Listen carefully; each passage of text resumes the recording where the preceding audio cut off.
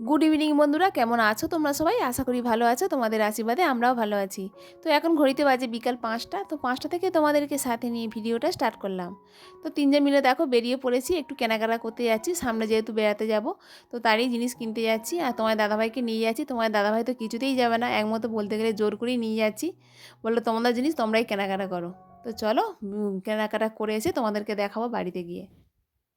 তো বন্ধুরা দেখো কেনাকাটা করতে তো গেলাম, তো কী কী কিনলাম তোমাদেরকে একবার দেখিয়ে দিই। এরকম মেয়ের জন্য একটা সোয়েটার নিয়েছি। এই সোয়েটার না খুব সফট, একদম নরম টাইপের, তো অতটা বোয়া যাচ্ছে না ঠিক মতো। তো এটা না, এটা ঠিক ঘিও নয় সাদাও নয়, মানে কালারটা খুব সুন্দরী কালার, একদম সফট নরম। যেহেতু বেড়াতে যাবো না কদিনের মধ্যে, তো 3-4 দিনের মধ্যে বেড়াতে যাবো, তো একটু ড্রেস কিনে নিলাম। আর মেয়ের জন্য দেখো একটা টুপি কিনেছি, এটা হচ্ছে ক্যাপ টুপি।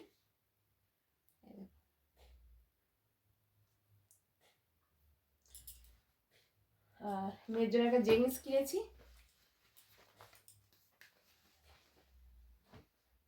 জেগিন্স।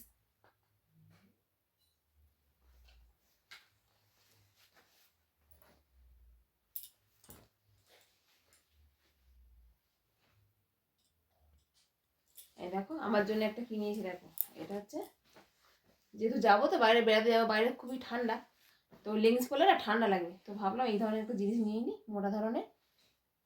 তো এরকম নিয়েছি, জেগিংসের মতোই দেখতে, জেগিংস এটা বলতে গেলে, এরকম নিয়েছি একটা। আর এটা মেয়ের জন্য নিয়েছি, মেয়ের জন্য হচ্ছে এটা গেঞ্জি কাপড়ের ফুল প্যান্ট, এরকম ধরনের। একটা প্যান্ট নিয়েছি, এটা একটা গেঞ্জি কাপড়ের ফুল প্যান্ট, বাড়িতে পরার জন্যই নিয়েছি এগুলো। আর এখানে দেখো ছেলের জন্য একটা টুপি নিয়েছি। ছেলে তো কিছুতেই টুপি মাথা রাখে না, হনুমান টুপি পরিয়ে রেখে দিই। আর এই ধরনের বাঁধা সিস্টেম হলে না ভালো, খুলতে পারবে না, এখানে বাঁধা সিস্টেম টাইপের নিয়েছি একটা। আর একটা সোয়েটার, এই সোয়েটারটা হচ্ছে আমার দোকানেরই ছিল, এটা নিয়ে নি, যদিও আমার দোকানেই তুলেছিলাম।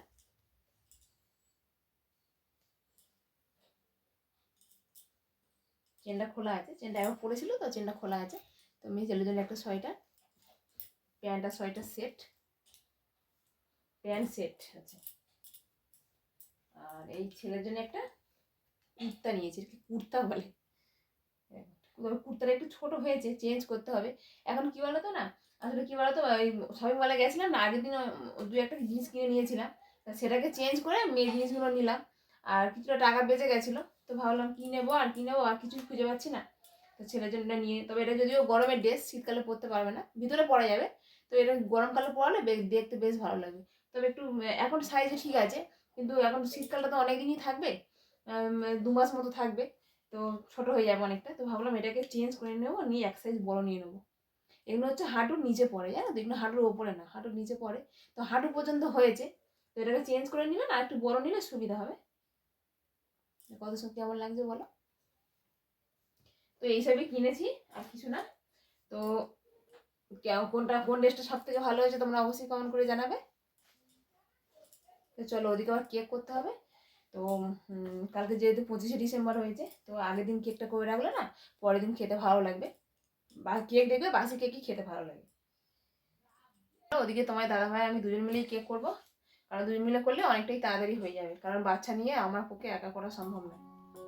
এই তো রান্নাঘরে চলেও এসেছি, আর এদিকে দেখো কেক তৈরি শুরুও করে দিয়েছি। তোমার দাদা ভাই আমি দুজন মিলেই করছি, আমি হচ্ছি হেল্পার, আর তোমার দাদা ভাই হচ্ছে মেকার, তৈরি করছে।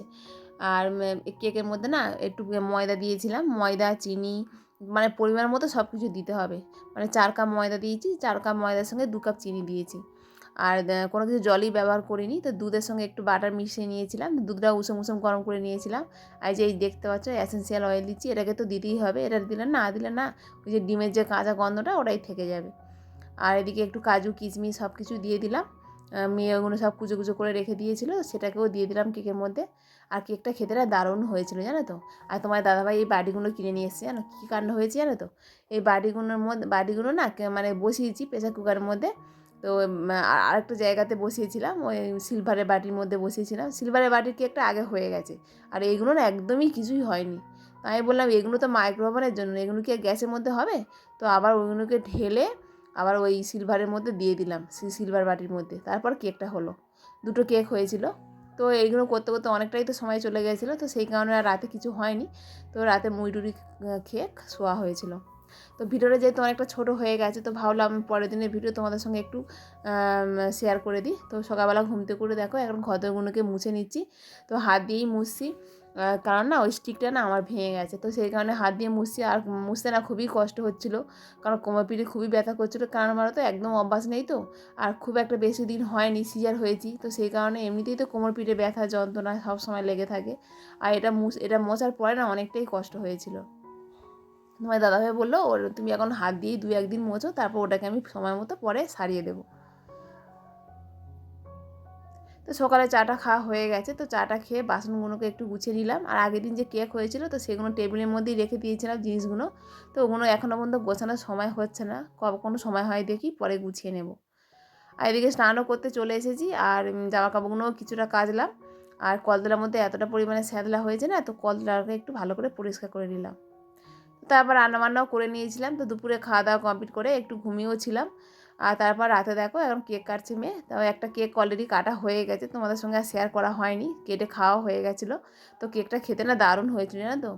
আর যবে থেকে না এই কেক করা স্টার্ট করেছি না, তবে থেকে কেক আমরা আর কিনে খাই না। যখনই কোনো কিছু অকেশন পড়ে, তো এই কেক বাড়িতেই তৈরি করি, দারুণ টেস্ট হয়। আর এখানে দেখো সন্ধ্যেবেলা 4 কাপ চাও করে নিয়েছি। তো ওই বাড়ির জন্য দিয়ে দেবো 2 কাপ, আর আমাদের বাড়ির জন্য 2 কাপ, আর মা দিদির জন্য দিয়ে দেবো। আর বাবা তো বাড়ি নেই, বাবা একটু বেরিয়েছে বাইরে, তো সেই কারণে 4 কাপই চা করে নিয়েছিলাম। তো চাটা খাওয়া কমপ্লিট করে ছেলেকে একটু মার কাছে দিয়ে এলাম। তো বললাম মা ছেলেকে একটু ধরো, আমি জামা কাপড়গুলো গুছিয়ে নিই, তো বেড়াতে যাবো যেহেতু, তো একদমই গুছানো হয়নি। আর যেই না মার কাছে দিয়েছি না, মা সঙ্গে সঙ্গে দিয়ে গেছে, মানে ছেলে মার কাছে থাকছে না। আর ছেলে এসে কি কাণ্ড করছে জানো, চারিদিকে মানে ওই স্ট্যান্ডটাকে রেখেছি না, ওটাকে ধরে যেন টানাটানি করছে জানো। তো কিছুতেই তো করতে পারছি না, তো যতটুকু করেছি তোমাদের সঙ্গে একটু শেয়ার করে দিলাম।